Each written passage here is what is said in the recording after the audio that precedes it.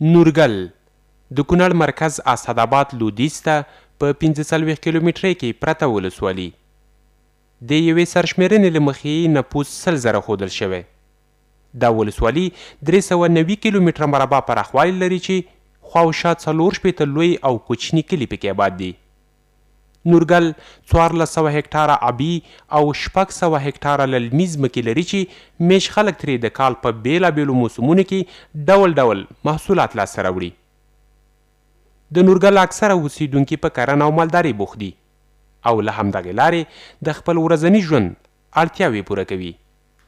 دا ولسوالي له ختیځ اړخه د څوکۍ، له جنوبه خاص کونړ، له شماله چپې درې ولسوالۍ او له لویدیځ اړخه د ننګرهار له ښوي ولسوالۍ سره تړلي پولې لري. لوی درې، شولت او مزار دي چې په څه د پاسه 19,000 هکټاره طبیعي ځنګلونو او نږدې 7,500 هکټاره مال څړ ځایونو زرغونې دي. نورګل کې د نورو کوچنیو قومونو ترڅنګ 3 لوی قومونه ساپي، فشیي او مومن ګډ ژوند کوي چې په خپلو ولسي تړو، ناغو او اشرونو یې د ځنګلونو ساتنې او عامه چارو ترسروي ته ملا تړلې او خپلې ډېرې لوی او کوچنۍ شخړې او ستونزې د جرګو او مرکو له لارې حل و فصل کوي.